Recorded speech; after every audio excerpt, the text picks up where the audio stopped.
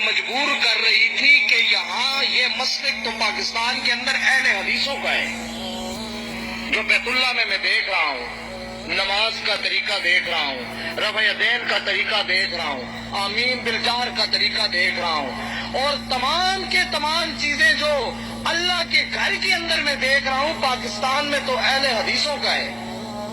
اور بہت ہی غلط نظریہ ہم لوگ رکھتے تھے اہل حدیثوں کے بارے میں، کبھی سنا بھی نہیں تھا اہل حدیثوں کو، دیوبندیوں کو پھر سن لیتے تھے، کیوں کہتے تھے کوئی بات نہیں ہے، وہ بھی انفی ہیں ہم بھی انفی ہیں، سیم سیم ہے، سیم سے شرک شرک ہے، کوئی بات نہیں، سن لیتے تھے۔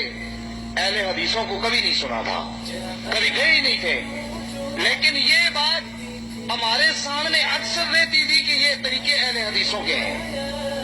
پھر جب ہم مدینہ پہنچے، مکہ سے مدینہ کے اندر دیکھا، ساری زندگی کی یہ حسرت رہی ہے اور پڑھتے رہے تھے، دکھا دے مدینہ، دکھا دے مدینہ، وہ کیسی بستی ہے جہاں ہر وقت تیری رحمت برستی ہے۔ جب مدینے پہنچے، مدینے کو دیکھا اور پھر کملی والے کے روزے پہ حاضری دی، حاضری جب دی تب بھی پتہ چلا کہ یہاں بھی تو وہی طریقہ ہو رہا ہے جو پاکستان کے اہل حدیثوں کا ہے۔ ہمیں کچھ کرنے نہیں دیا جا رہا تھا، میں نعت پڑھنے کے لیے کھڑا ہوا، مجھے وہاں پہ سیکورٹی والے نے روک دیا، کہتا ہے مولوی صاحب نہیں، پاکستان ایران، میں نے کہا پاکستان، کہتا ہے پاکستان بریلوی دیوبندی، میں نے کہا بریلوی، کہتا ہے ہاں پاکستان بریلوی دیوبندی کل مشرک۔ ناراض نہ ہونا میری بات سے، اگر کوئی دوست میرا ہو، وہ بات کر رہا ہوں اللہ کے گھر میں ممبر رسول اور بیٹھ کر جو مجھ پر بیتی ہے۔ اس نے کہا کہ پاکستان بریلوی دیوبندی کل مشرک، میں نے کہا مواعظ کدھر، مواعظ اہل حدیث پاکستان۔ اس نے فکر دے دی مجھے نبی علیہ السلام کے روزے پر۔ میں سوچنے پہ مجبور ہو گیا کہ اس مسلک کو اسٹڈی تو کروں، دیکھوں تو صحیح یہ مسلک ہے کیا، یہ لوگ کہتے کیا ہیں۔ دور تو ہم ان سے بہت ہیں، لیکن دیکھ تو لیں، پہلے تو ہمارے دماغ کے اندر یہ بات ڈال دی گئی تھی کہ ان کی بات کو سننا ہی نہیں۔ کیوں؟ یہ کہتے ہیں ہمارے قابل تو ہمیں یہی پڑھاتے آئے ہیں کہ باقی سب کو سن لینا، اہل حدیثوں کو نہ سننا۔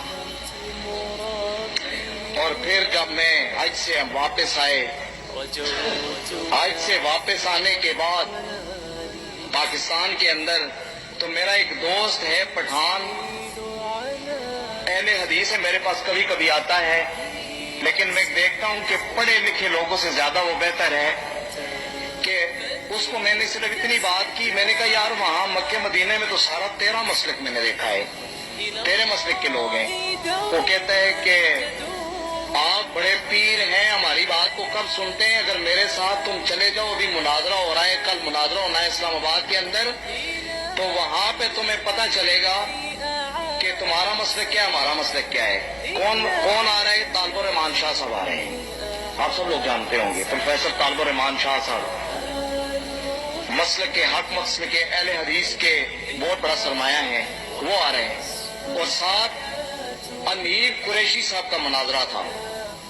مناظرہ دو باتوں پہ تھا، مناظرہ ان دو باتوں پہ تھا۔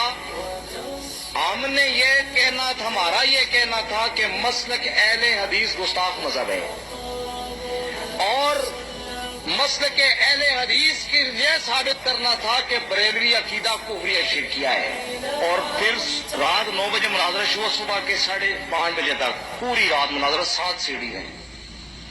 اس میں جو بات سامنے تھی، اس کے اندر جو پہلو سب سے پہلے سامنے آیا، علماء اہل حدیث نے یہ بات کی کہ جی آپ کی فلاں فلاں کتاب کے اندر یہ عبارات موجود ہیں جو کفریہ شرکیہ ہیں،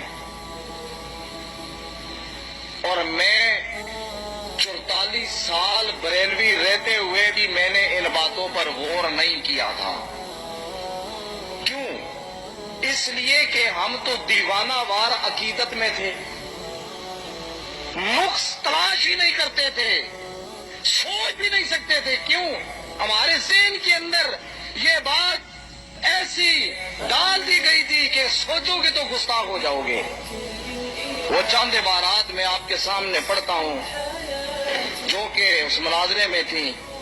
پروفیسر طالب الرحمان شاہ صاحب نے کہا کہ لکھا ہے کہ ایک صوفیاء بزرگ گزرے ہیں بریلوی کے، سب کے نہیں، محمد یار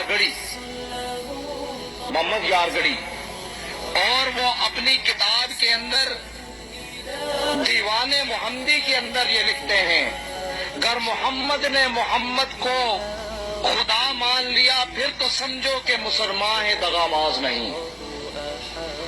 محمد یار گڑی نے یہ بات لکھی کہ اگر محمد سے مراد محمد صلی اللہ علیہ وسلم، کہ محمد صلی اللہ علیہ وسلم کو محمد یار گڑی نے خدا مان لیا تو سب مسلمان ہے، دغاباز. اور میں نے سے اس کے اوپر کیا اور پھر آگے اسی کتاب کے اندر صفحہ نمبر 135 پر لکھا کہ خدا کی پاک صورت کو محمد میر کہتے ہیں. خدا کی پاک صورت کو محمد میر کہتے ہیں، محمد بے قدورت کو خدایا پیر کہتے ہیں. عہد اللہ احمد محمد رسول اللہ، عہد احمد میں فرق نہیں، محمدہ اشاک یار رکھتے ہیں ایمان نئے. عہد احمد ہے لیکن مین کے پردے میں آیا، پین کر یا کا پردہ مٹھن کی گلیوں میں.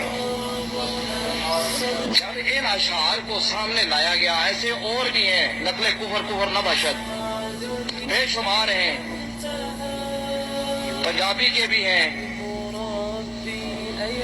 اس پر پھر ہم نے غور کیا کہ جو کلام ایسے صوفیاء کا ہم پڑھتے پڑھاتے آئے ہیں اور اس کو ہم نے عشق بنا رکھا ہے، یہ تو شریعتاً کفر ہے.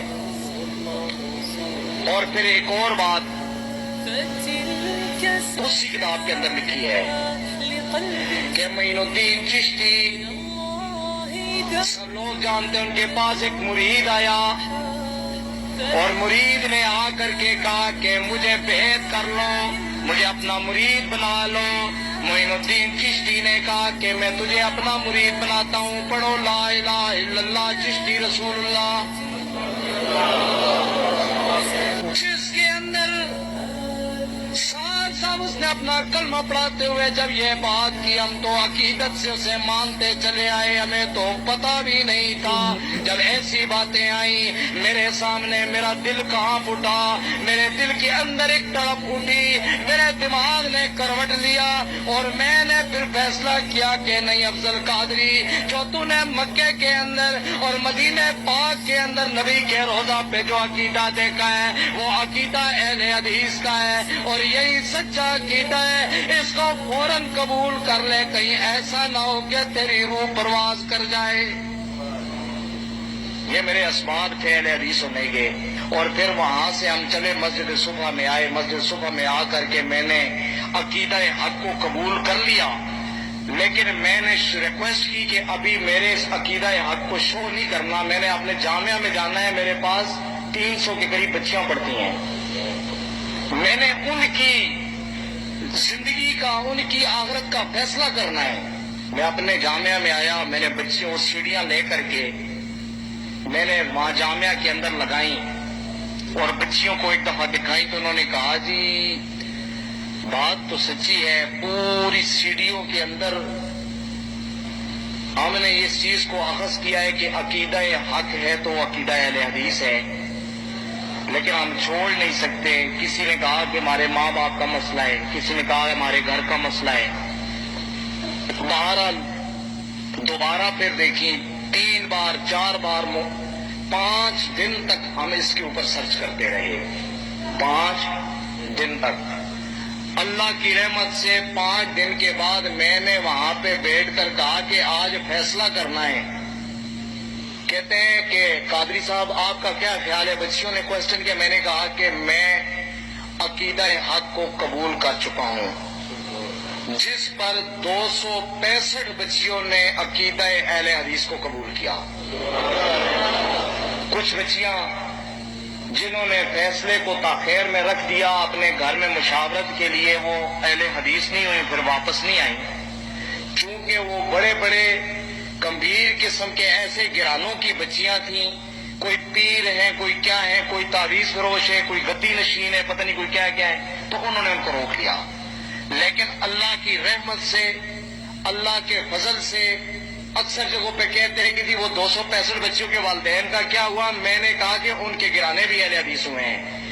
اور اب وہ بات بھی نہیں رہی اللہ کی رحمت سے کہ کئی جگہوں پہ جہاں جہاں میں نے گفتگو کی، اللہ کی رحمت سے وہاں پہ یہ اثر ہوا کہ کچھ لوگوں نے وہاں بھی عقیدہ اہل حدیث کو قبول کیا۔